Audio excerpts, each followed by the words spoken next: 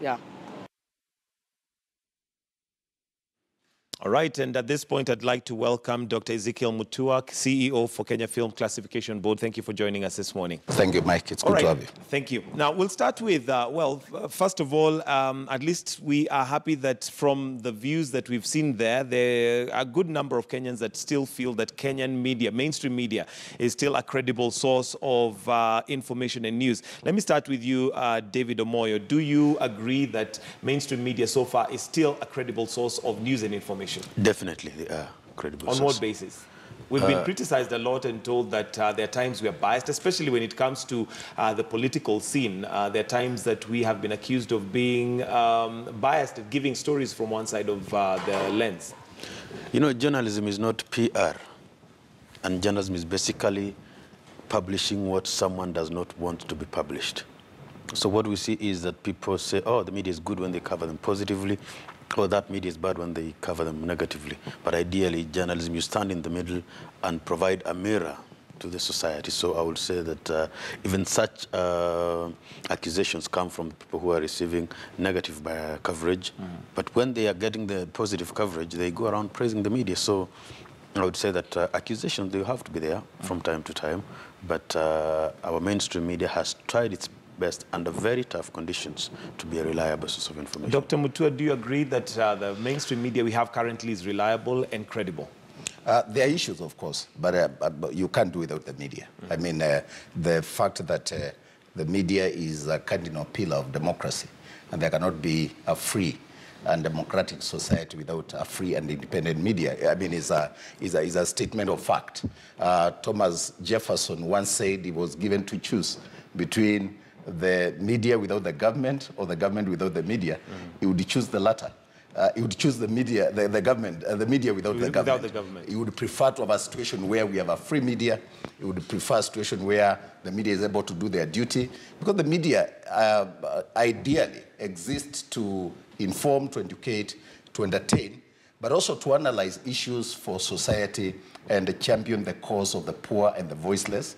And to that extent, then, they do a very great job. And I think this country would not be where it is today if it were not for free and independent press. They have been championing the fight and the clamor for multipartyism. They've been at the forefront in exposing ills in society. They've been at the forefront in keeping government on its toes. And I think to that extent, they have done very well. But there are serious issues. The ground has since shifted. And what is called the mainstream media, in my view, is no longer the mainstream media. Social media right now is actually what we are consuming mostly, is what is connecting with us better, is what is giving us breaking news. It's no longer, I don't have to wait for KTN to break news. I'll see it on my phone. I'll read it on Twitter. I'll see it on Facebook. But I think there is need right now for the media to begin to rethink how is it performing professionally. From where I sit at the Kenya Film Classification Board, we have a lot of issues with the media because of bad content. Content that is playing right now on radio and matatu. What is the issue with the content? Let's go to... It's unprofessionalism. Adult content like now, morning, there's a principle called a watershed period. Between 5 in the morning to 10 in the evening. Correct. Where you're supposed to air content that is friendly for family viewing or listening. But what you get, if you watch most of the TV stations right now, listen to some radio, adult talk, obscenity, pornographic content. That's what they air during the watershed in total disregard of the rules. The problem right now is not about the independence of the media. It's about professionalism and responsible media. And if the media can just fix that, become ethical, promote self-regulation, I'm very surprised that David, from where he sits, he doesn't see a problem. And yet, that is, Media Council is the institution expected to shepherd the process of self-regulation and make the media credible. Because I can tell you, the worst threat to press freedom in this country is not the government. It is unprofessional, corrupt, incompetent, inept journalists who take bribes They can't cover you until they're given money. Let me pause you a little bit. No, there. I'll come back to you. I'll come. Yes, they're the issues. Not that I don't like them. Not that I don't like them, but I also want to give them a chance. I want to give Dr. Mutua. I also want to give him a chance. He's an ethics lecturer in media. No, I know. Let's also just give a fair chance for them to speak as well. I want to hear what they have to say. Well, so Reverend Mutinda, you're a lecturer in ethics. Do you agree that currently mainstream media, or what would refer to mainstream media, is full of bad content? No, it is not full of bad content. I think there is a lot that is good, and he is definitely raising real issues. A bit too hard on David, though. I think David had just spoken for a minute. But there are real issues, given that the media are doing the best that can be done. Well, according to Dr. Mutua, he doesn't feel like we're doing the best, especially with the self-regulation. Well, yes, there's a problem with that, and I believe we are going to be coming to those issues. Of course, every time if I go to social media to look out for news and whatever is going on, truth be told, I still come back to the so-called mainstream media because I want to confirm something, meaning there is something I do not believe so much in the social media. I have to counter-check that with what is credible, what is trusted. There are issues, and I believe you'll be guiding us towards raising some of those issues. He has pointed out on self-regulation, and if that is lacking, then we begin to lose faith in the media. All right, let me come to you, Mr. Omoyo. Yes, my friend Dr. Mutua here likes complaining. We agree, yes, that the media is a credible source of information. I mean, even when you go to social media, get breaking news from the strange websites or the individuals on Twitter, you always come back to mainstream media to verify or go to certain reliable news sources. There is no question about certain professional questions about how the conduct of media houses and individual journalists and all that. But that does not mean that now mainstream media is not a reliable source of information. We cannot suddenly say because we have adult content on a breakfast show on one radio station, therefore the news on that radio station is not reliable, or the guys there are corrupt and all that. There are all these issues of professional and ethical conduct of the journalism, and we've been talking about them, including certain media houses where we think that they are propagating fake news, which is the challenge now. But that has not stopped us from believing that media is the most credible and reliable source of information. Again, we have to accept that some of these news sources who complain of bad coverage are the same guys who refuse to provide interviews. They refuse to provide information. You know, there's about principle of access to information. That leaves the journalists to work under anonymous sources or sources told us, because these guys, the guys in power, will refuse to be available for interviews, refuse to avail certain documentations and all that. And when you are covered negatively now, then the next morning you're saying, these guys, you wrote lies about us, you did this, yet you guys refuse to be available for that. All right, let me... To conclude, so that I don't... We have two issues here.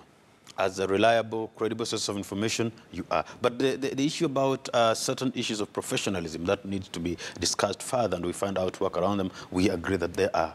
There are issues. Let's talk about content. Let me just come, because I want to also challenge you on the content issue that Dr. Mutua has brought about, and your thoughts on the content that we have. Because at the end of the day, once we have journalists who go to school and they're taught the ethics and what we'd call tenets of journalism, we expect content that, one, is credible, is reliable, but also is in line with the value system that we have as a country. Do you think we are living to that expectation?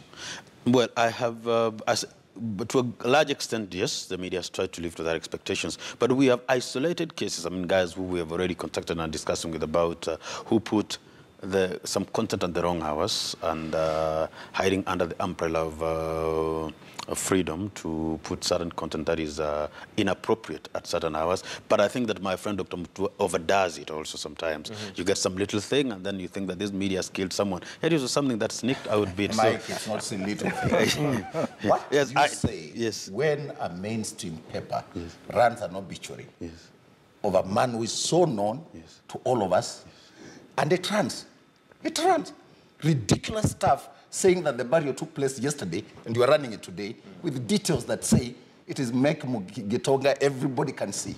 Where were the gatekeepers, the so-called editors, the gatekeepers? That's a big... No, let me ask. That's a different... That's a big issue that I'm raising. Yes, a big issue. Because I think what we do, and I'm a media person, let me tell you, all I've done all my life, professional career, is in the media. Where he is right now, I was there for 7 years. I set up the Media Council. I was the Director of Information. I was the Secretary General of KUJ. I practiced at the Nation when Nation was the media group, the top in East and Central Africa for 9 years. I know where I'm coming from. My first degree, my master's, my PhD is on media studies. Allow me to speak as authority. Yes, so question is, where are we getting it wrong? Allow me to speak as authority. You know, I came here to educate people. Don't monopolize authority. Don't monopolize authority. But I'm giving my credentials. What are your credentials? Yes. You know, I'm giving my credentials to say, yes, both in practice, experience, and education, I think I have something to offer. And I'm sitting now as a regulator of content. So allow me to take. I started by underscoring the importance of the media, that we cannot do without the media. Correct. That the media is a cardinal pillar of democracy, and that we need the media to inform, to educate, to entertain. I underscored that. For, at the risk of emphasizing, allow me to say that this country is better with a free and independent media, and that we need to defend and protect the freedom of the media. No doubt. So we are past that stage. We've gone even ahead to enshrine that freedom in Article 33 of the Constitution. So the debate cannot be about freedoms. The debate must now shift to how responsible are you? With that freedom. How are we playing our role? And let me tell you, a credible engine of change like the media, a powerful body that has the power to build or to destroy, must be like Caesar's wife, beyond reproach. And they must ensure that they play by the ethics. You can't come here and just defend all the time, harassing and complaining. When we saw an obituary last week, what happened? Because that thing pains me.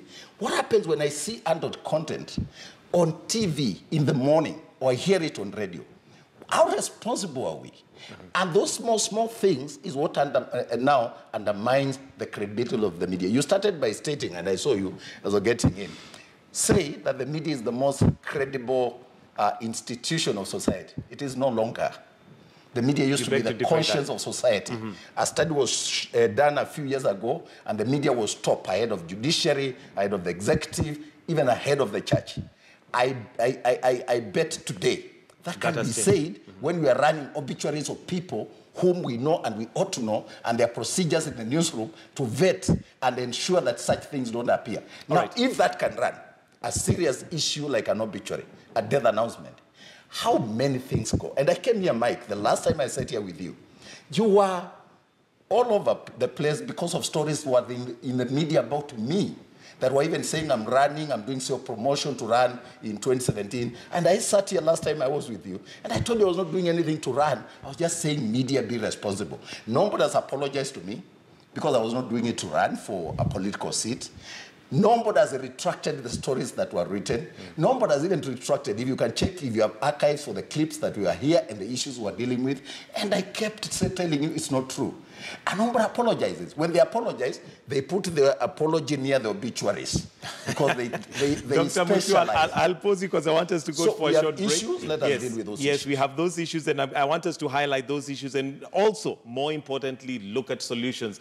So we'll take a short break and come back. Remember, what we're talking about here is the credibility of media and also business models that maybe we should employ to ensure that we're not so much depending on advertisers who possibly would compromise our credibility or our value system for the sake of the paycheck.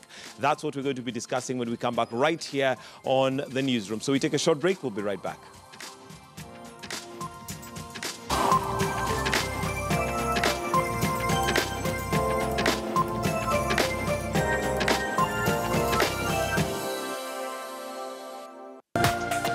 This is KTN News.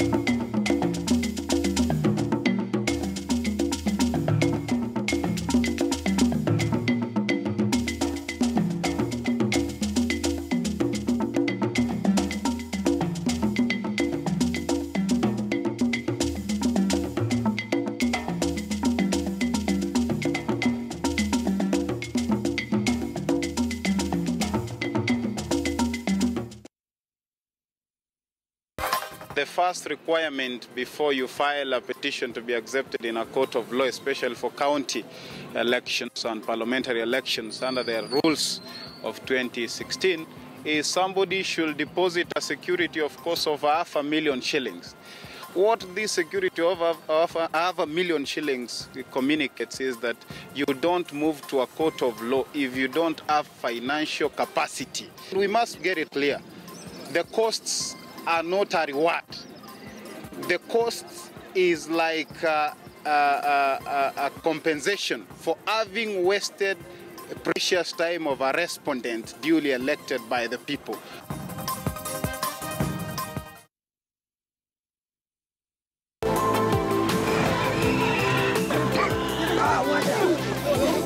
The biggest political story. Let them produce what they consider to be authentic results. You cannot come and sit here and start imagining that you can give a professional advice. The state of the nation.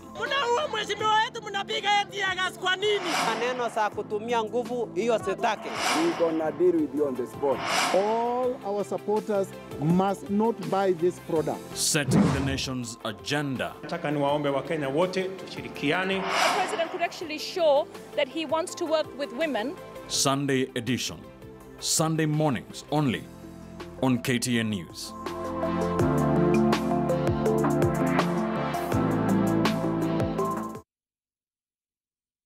Tunaishi katika ulimwengu wa vioja na viroja. Ulimwengu uliojawa na dhana na nadharia. Hakuna wakati Mungu atatukasi, hakuna kitu kama hiyo. Kuwa na msimamo wako na shikilia huo msimamo. Mungu hayuko. A pen knife. Akanidunga nayo shingoni na akararua nguo zangu, akanibaka. Ulimwengu wa malimwengu na walimwengu wanaojua kuhoji na kuhukumu.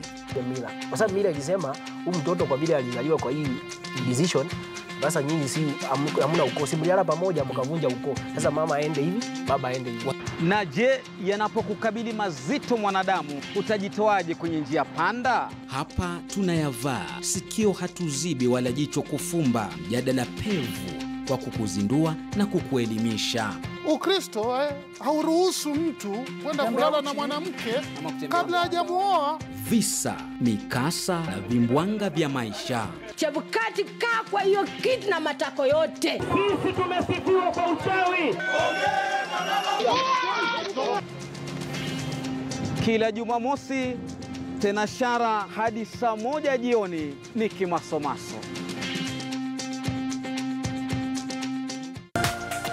This is KTN News.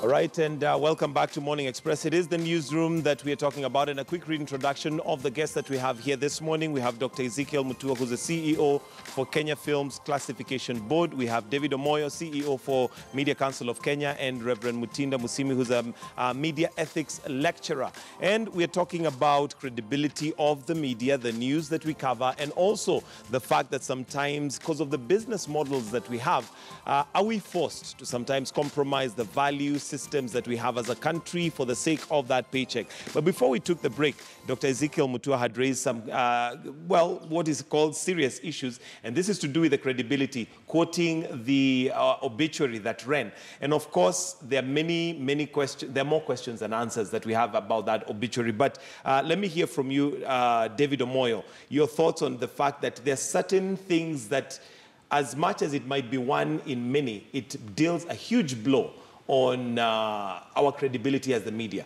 When something like that runs, then we have to do an apology later. Without getting into discussing a specific media house on this show, my position is that the gates and the checks at that time were muted deliberately by someone at the top to let that advert pass. So what does the Media Council of Kenya have to do when something like that happens? Because that affects us all as a media fraternity. And that's what the Media Council of Kenya is there for. Yes, we have to agree that that is the line of the Advertisers Code of Conduct. We discussed around it. It is slightly beyond the editorial content, but it's Advertisers Code of Conduct, which is being worked on. We must agree that we have a mishmash of confusion about the Advertisers Association and the, I don't know, the PR Society and all that, who should ideally regulate that. But that was a very deliberate mistake. Our position is that that was a deliberate mistake. Forget about the apologies and all that.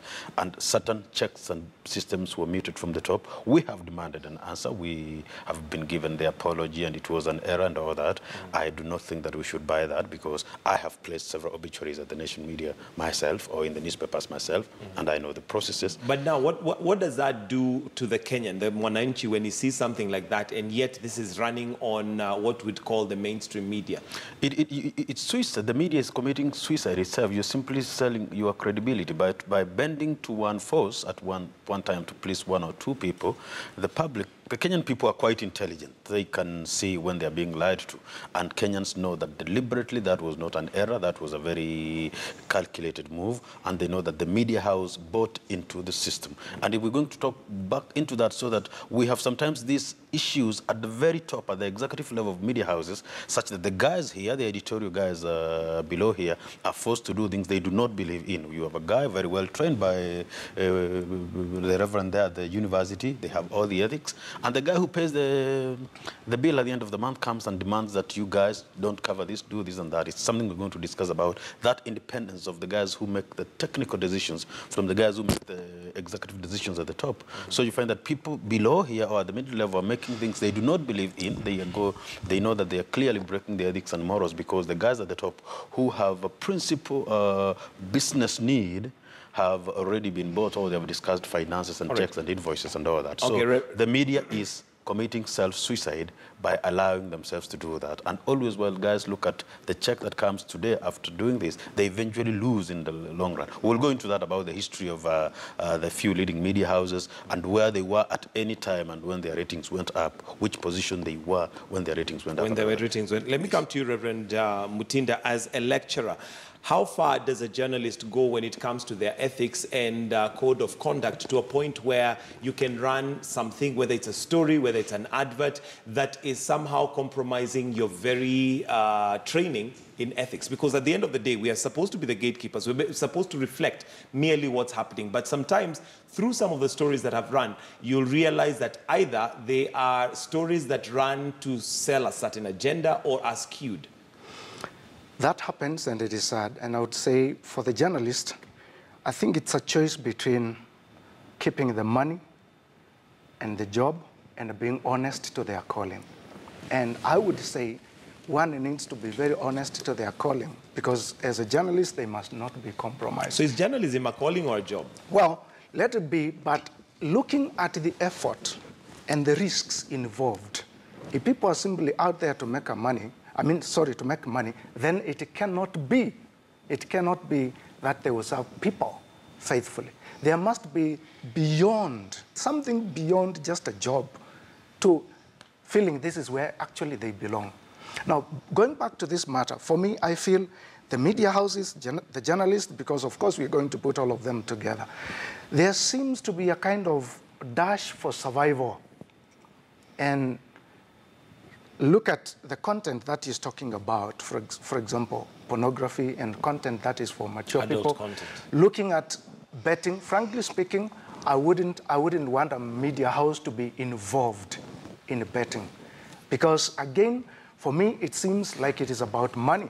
Look at the ethics of that. We are going to make one millionaire by making millions of people poor. And a media house, for me, should not be engaging in that. They can do the work for an advertiser, but they themselves should not be involved in that. So when something runs like that obituary, and it could have come from anybody. By the way, if I wanted to walk into these studios, chances are I would still find my way here. So we may blame the media house. Finally, the buck stops with them. But somebody else could also have done that. And so in as much as we want to beat very hard on the media houses, yes, there are areas where they are to blame. But there's also an aspect of honesty in them doing a good and a credible job. All right, Dr. Mutua, you have vast experience, as you have well articulated earlier on. You've also been at the helm of one of the main media houses, and you understand fully that for a media house to run, it requires money. And money is a big part of the whole business. And maybe are there business models that we need to think about that help us still stay afloat without compromising our value system? The reason I ask that is you'll find, for instance, we have the biggest advertisers now as government. And that would definitely compromise sometimes how we do our work based on the fact that you need that check to keep running. Are there business models that maybe we need to explore and think about that change our paycheck or that person? They say he who pays the piper calls the tune. Yeah. I think principally the media does not exist for money. It cannot exist without the money. It will need money to run its affairs. But money cannot be the major motive. The moment we make commercial interest the overriding factor in running of media, then we have lost it. It can become side shows, it becomes about advertising. Even in news, every so often you see they are throwing in an advert, some of them are very inappropriate.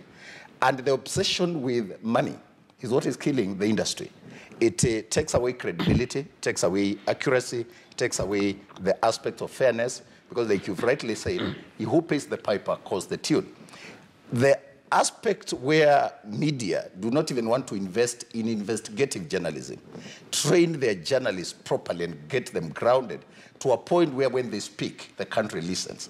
When they focus on a public official and they say you are corrupt, you should be able to resign. That's what happens in other countries. But what happens here? The media will write stories about me and I'll report to the office like nothing happened. Why? Because that story is not true. The people who know the truth, and the media, somebody was paid to tarnish another person's name.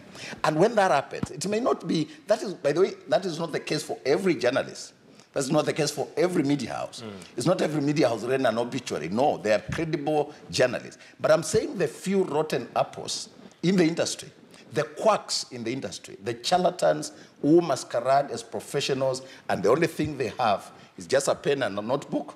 They are not well trained. They are poorly paid.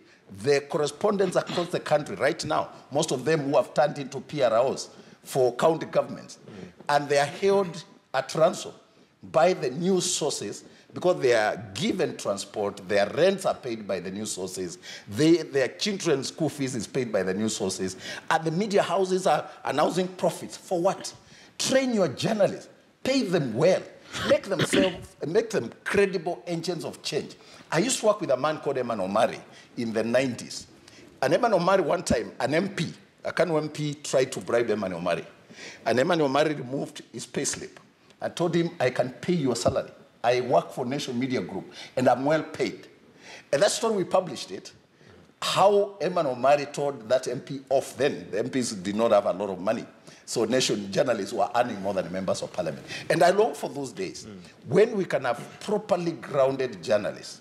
Not just filling these players with guys who have just come from the university. They have the language, they have the hype and the swag, but they do not have the grounding that comes with experience and the patriotism for the country. And so what we are doing is hype and hoopla, sideshows, and pandering into emotions that don't add value to national development. Reverend, I saw you nodding your head in disagreement with Dr. Mutua. What did you want to disagree on one item?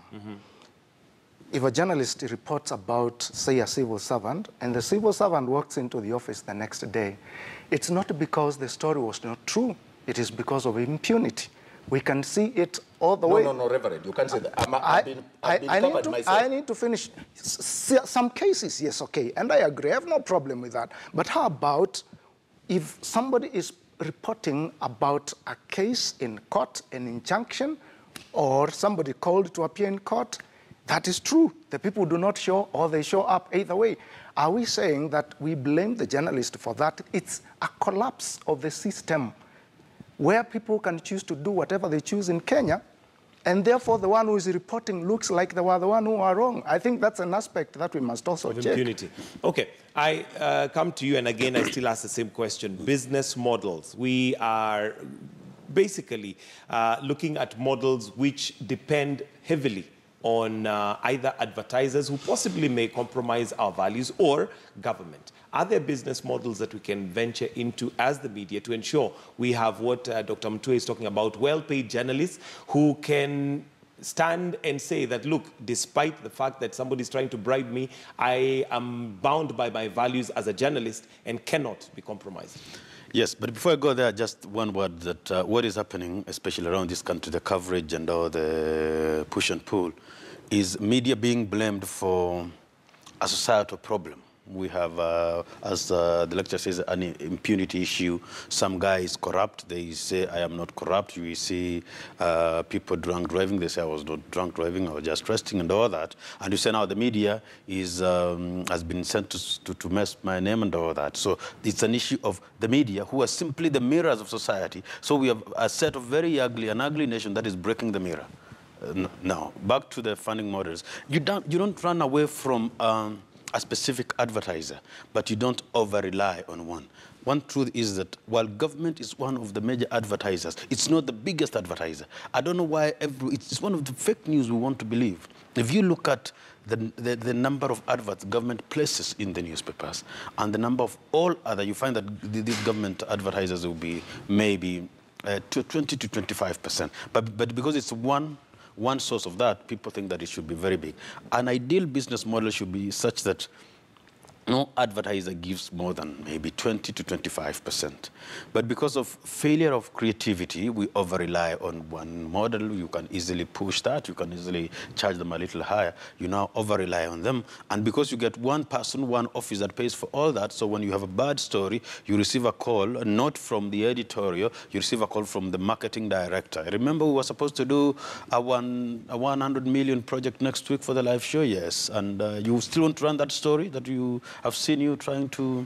That's why we have seen a few, teasers about a story that is going to run, including this media house, and then it doesn't run. And then it just disappears, and no explanation is forthcoming. Then we get to sense that that call came from a certain commercial department, and some money was mentioned, so that the editor sitting here receives a call from the finance director. Boss, you can't run that because then I cannot buy you the new studios you said last week, because then this contract will disappear.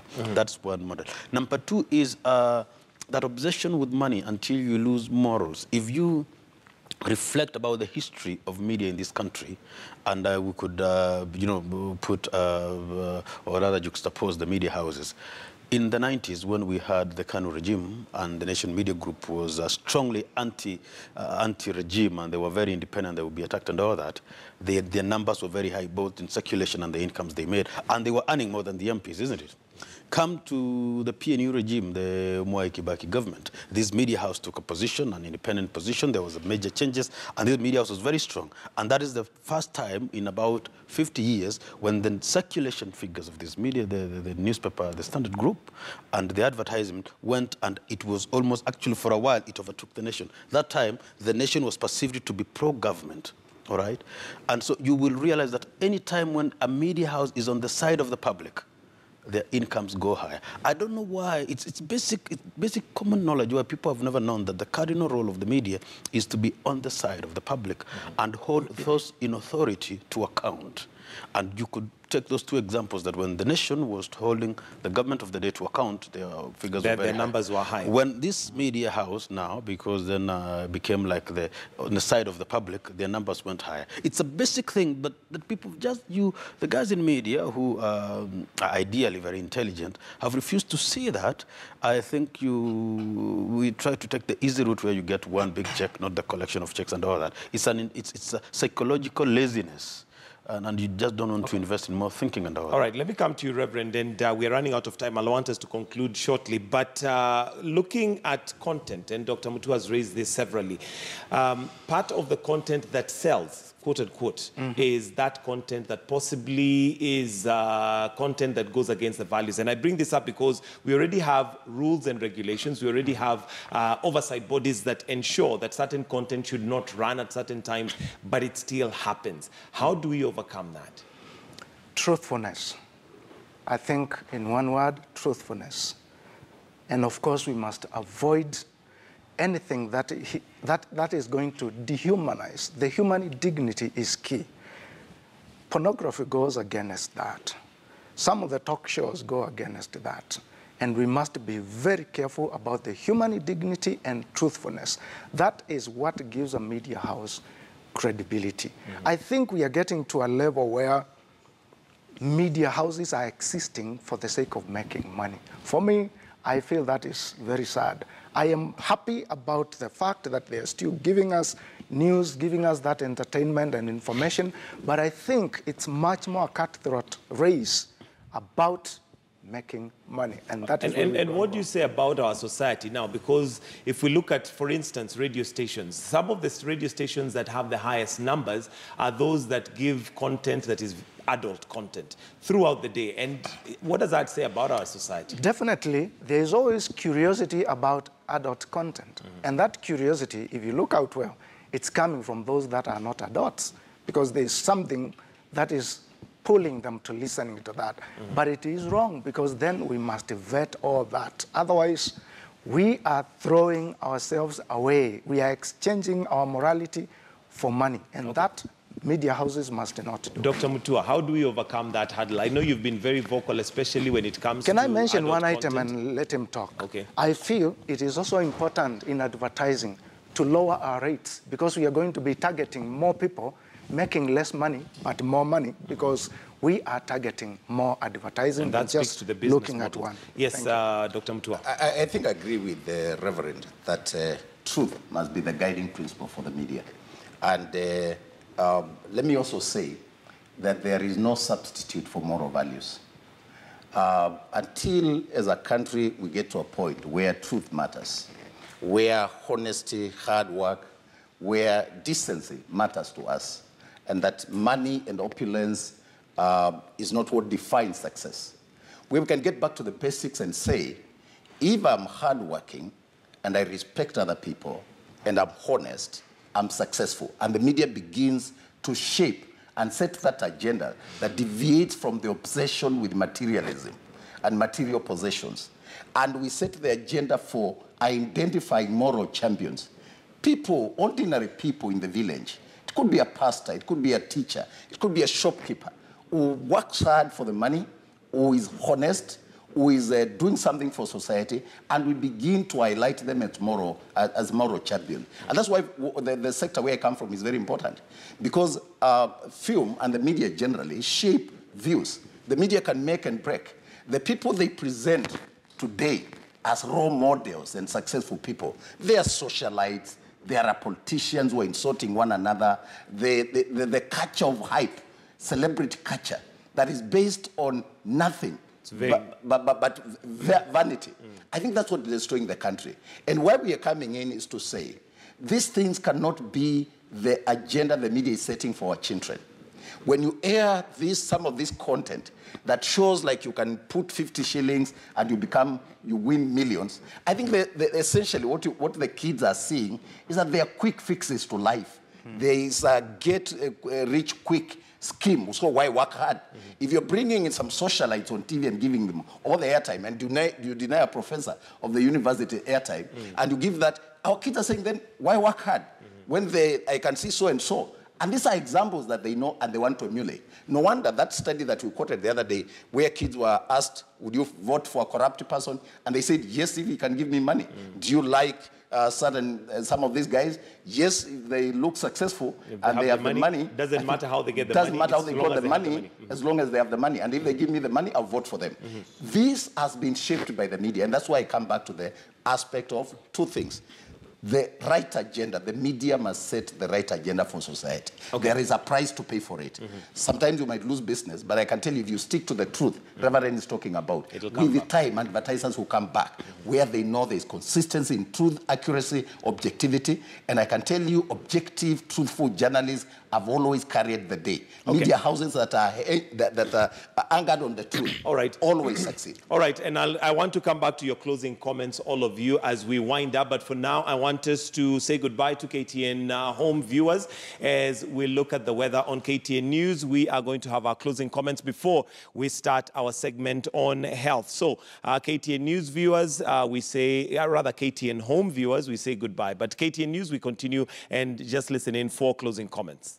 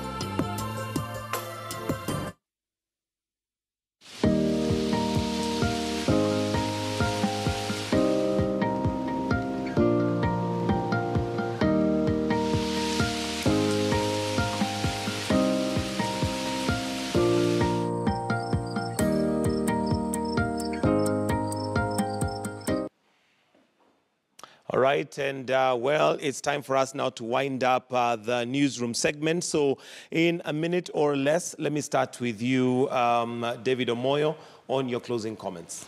Two items. Number one, that the business model of media as a gatekeeper and the media's commitment to public good is the most successful business model.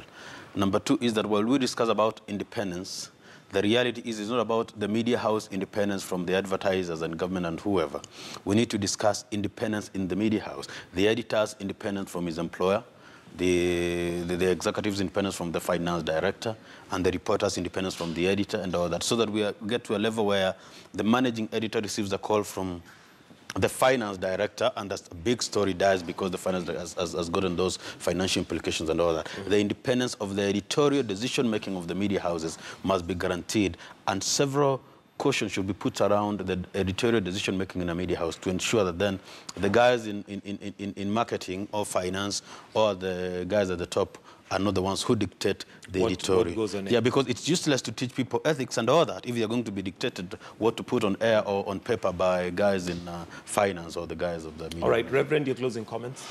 I would say, excuse me, the media houses must not throw away their dignity for money, and they must not sell their viewers because the media houses, want money. We still have a lot of hope in the media houses. There's a lot of work to be done, and we must coexist the right way. Make sure that the viewers get what they're supposed to receive. In as much as you also want to make money, do not sell your viewers for that money. For that money. Dr. Mutua, your closing comments. I think we want to focus on ethical issues and the challenges facing the media. But I want to say, let us not throw away the baby with the bathwater. There's a lot of good in the media, and we should not forget that. I think we need to underscore that. But more importantly, let me urge the media to drop the obsession with sideshows and with politics. Rwanda did elections together with us in August. They moved on. They're building one of the best airports. They have one of the best convention centers. They moved on. We are still here in the shenanigans of mukiapisha tunapisha. And the media is making it look glamorous with that kind of politics. That hype, if you can tone down, and just focus on development. There's so much going on in the government, so much going on in society. And I think we need to shift the cameras from politics that are not adding value to the development stories in our villages, in our schools, to the innovations in the film industry, to the people who are making real development stories. Drop the sideshows, drop the obsession with negativity, and just for once, let us commit for self-regulation. Right. The best defense for the media is to uphold professionalism and professional standards and self-regulate. Thank you very much, Dr. Ezekiel Mutua, CEO for Kenya Film Classification Board, David Omoyo, CEO for Media Council of Kenya, and Reverend Mutinda Musimi, Media Ethics Lecturer. Thank you for joining us this morning on The Newsroom and having a very objective conversation. That's where we wind up The Newsroom. We're going to take a short break, but do stay with us. We'd like to keep you healthy, and Dr. Mercy Korir is focusing on awareness on cancer, and she's got some very, very interesting guests that you must watch. So do stay with us right here on KTN News. That's all coming up right here on Your Health.